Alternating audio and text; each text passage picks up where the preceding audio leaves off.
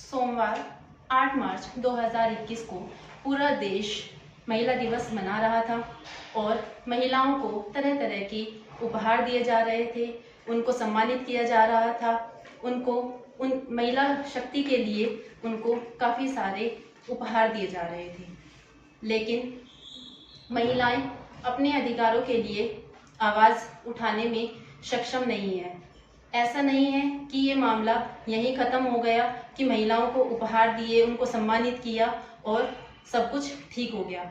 कुछ महिलाएं ऐसी हैं जो अपने अधिकार के लिए आवाज़ें नहीं उठाती और कुछ महिलाएं ऐसी हैं जो काफ़ी समय लगाती हैं अपने अंदर की शक्ति को समझने में।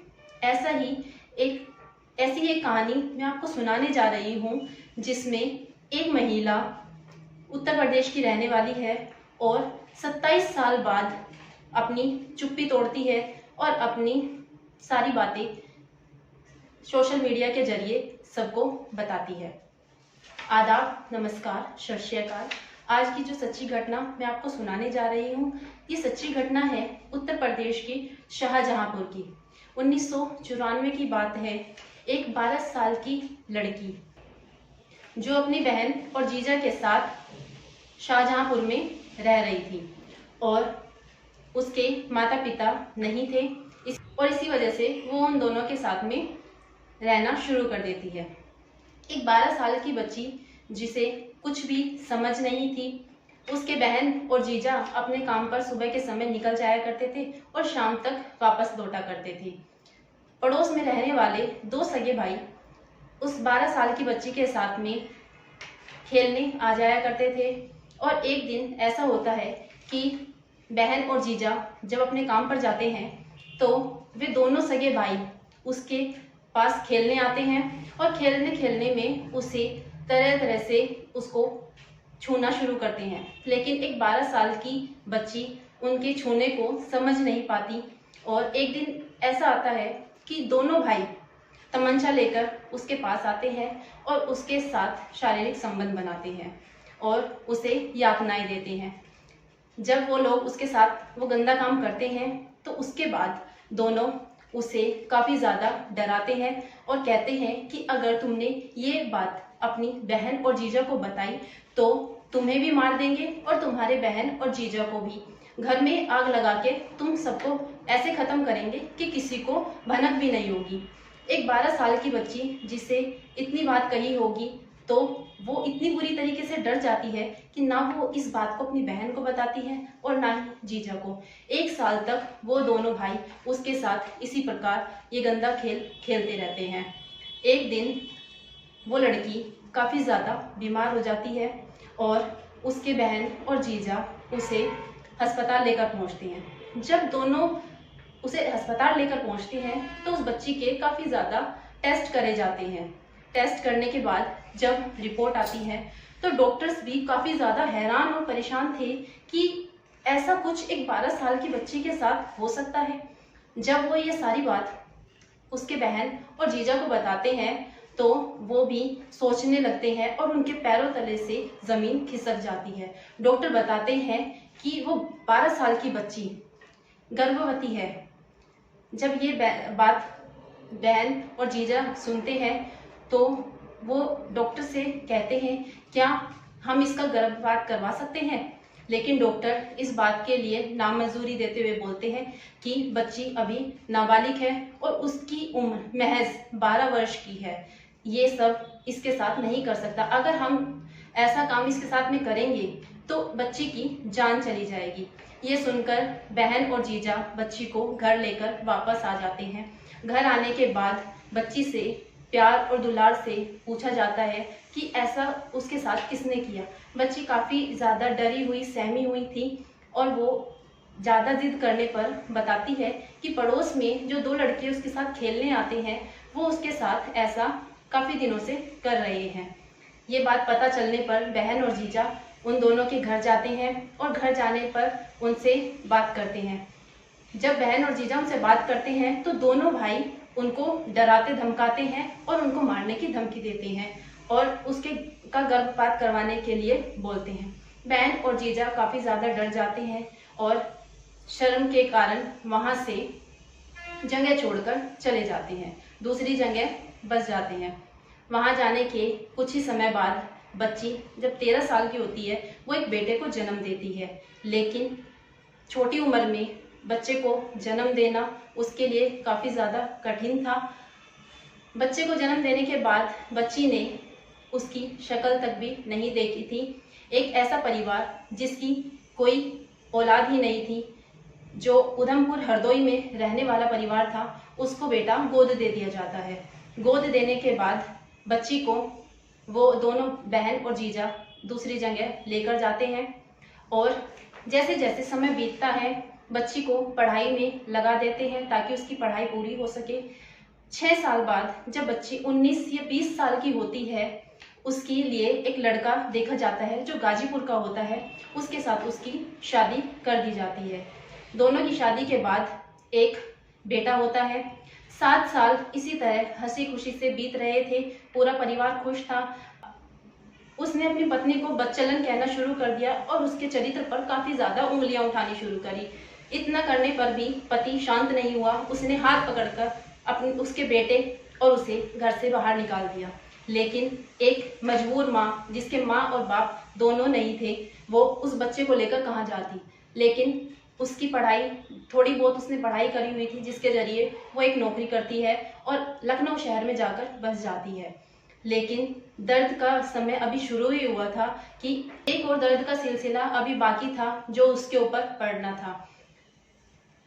जैसे उसके पति को खबर हुई, इसी तरह उसका बेटा जो पहले आरोपियों से हुआ था, उसके साथ बलात्कार करने के बाद वो उन लोगों को भी इसी तरह खबर हो जाती है और खबर होने के बाद एक नाजायज बच्चे को पालना उनके लिए दुर्भर था। वो उस महिला का पता निकलवाते हैं और उस बच्चे को उसके पास छोड़ देते हैं। जब वो लड़का 13 वर्ष का था, लेकिन बचपन होने के कारण उसकी माँ उसे समझा बुझा देती थी। काफी बार उसने अपनी माँ से पूछा कि माँ, मेरा पिता कौन है, लेकिन माँ हंसकर टाल देती थी और उस बच्चा समझकर वो भी बात को इग्नोर कर दिया करता था। एक दिन खेल खेल में दोनों भाई आपस में कह बैठते हैं, जो उसके पति से उसको बच्चा हुआ था वो बोलता है कि मुझे अपने पिता के बारे में पता है, मेरे पिता ने हमें घर से बाहर निकाल दिया। लेकिन दूसरा बच्चा इस बात से अनजान था कि उसका पिता कौन है। वो अपनी माँ से पूछता है, लेकिन माँ उसे बताती नहीं। फिर जब वो 27 साल का होता है तो वो दोबारा से माँ से पूछता है, लेकिन माँ नहीं बताती। इस पर वो आत्महत्या करने की धमकी अपनी माँ को देता है। जब वो धमकी देता है तो माँ काफी ज्यादा डर जाती है कि जवान बेटा जो इतनी मुश्किलों से मैंने उसको पाला है वो कहीं खुदकुशी ना कर ले।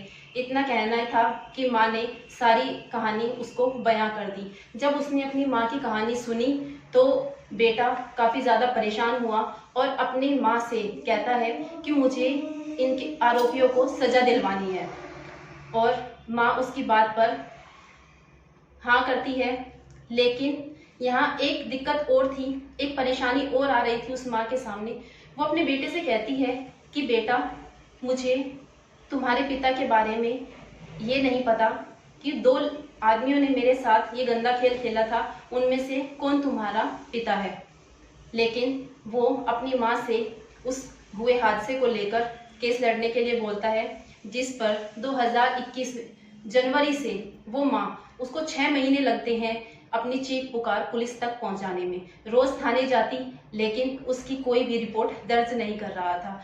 पुलिस वाले कह रहे थे कि 27 साल पहले जो हुआ उसको वो रेप मानने को तैयार ही नहीं थे। लेकिन एक दिन ऐसा आता है, 4 मार्च 2021, थाना सदर बाजार में उसकी FIR दर्ज कर ली जाती है। वो भी जब वो काफी ज्यादा वकीलों से पूछताछ करती है और कोर्ट में जाती है तो कोर्ट वाले सदर थाना को कहते हैं कि तुम इसकी रिपोर्ट दर्ज करो। लेकिन उस महिला के पास ना तो कोई सबूत था और ना कोई गवाह था, बस था तो उसका एक बेटा, जिसे लेकर वो रिपोर्ट दर्ज करने गई थी। काफी समय बीतता है तो एक दिन ऐसा आता है कि वो महिला उन आरोपियों का फ़ोन नंबर निकाल लेती है और फ़ोन नंबर निकालने के बाद उनसे बात करती है। जब वो उनसे बात करती है तो वो दोबारा से उसे धमकी देके चुप करा देते हैं। लेकिन एक माँ जिसके ऊपर अपने बेटे का दबाव था, वो कैसे चुप रह जाती। उसे अपने बेटे को इंसाफ दिलाना था कि उसका पिता कौन है, अपने पिता का नाम दिलाना था। कोर्ट जब उससे कहता है कि अब इस बारे में आगे क्या करना चाहिए, तो महिला कोर्ट में एक बात पेश करती है। वो कहती है कि सर, एक बात है जिससे मैं अपने बेटे के पिता को पहचान सकती हूँ या आप उसका पता लगा सकते हैं। तो जब जज साहब उससे पूछते हैं तो वो कहती है कि सर, डीएनए टेस्ट एक आखिरी रास्ता है जिससे मैं अपने बेटे के पिता का पता लगा सकती हूँ। तब पुलिस वाले उसकी बात को ना इनकार करते हैं, लेकिन जज साहब उस महिला की बात को दोबारा से मंजूरी देते हैं और डीएनए टेस्ट के लिए कहा जाता है। दो आरोपी गुड्डू हसन और नक्की हसन दोनों को पकड़ा जाता है और दोनों के डीएनए टेस्ट लिए जाते हैं और महिला के बेटे का भी। जुलाई 2021 में डीएनए टेस्ट का सैंपल भेजा जाता है और जुलाई 2022 में इसकी रिपोर्ट आती है। 1 साल इस रिपोर्ट को आने में लग जाता है, लेकिन जो रिपोर्ट आती है उसमें गुड्डू हसन की रिपोर्ट पॉजिटिव आती है, जिसमें पता लगता है कि जो महिला का बेटा है उसका पिता और कोई नहीं गुड्डू हसन है। न एक माँ जिसने अपने बेटे के कहने पर उसके पिता को तो ढूंढ लिया, लेकिन फिर उस बेटे से पूछा गया कि अब उसे क्या चाहिए, उसे पिता का नाम चाहिए या फिर उसका रिपोर्ट दर्ज करानी थी, उसे गिरफ्तार करवाना था। लेकिन जब बेटे से पूछताछ होती है तो बेटा कहता है कि उसे इंसाफ चाहिए, उसकी माँ के साथ जो हुआ वो उस आरोपी को गिरफ्तार करवाना चाहता था, जो कि पुलिस ने उसे गिरफ्तार कर ही लिया। दोस्तों, इस पूरे घटनाक्रम को सुनाने का उद्देश्य आपको परेशान करना नहीं है, आपको दुखी करना नहीं है, बल्कि आपको सचेत करना है, जागरूक करना है। आप जहाँ भी रहे खुश रहें और महिलाएं जितनी भी हैं वो अपने ऊपर हुए अत्याचारों के खिलाफ आवाज़ उठाएं। जय हिंद, जय भारत।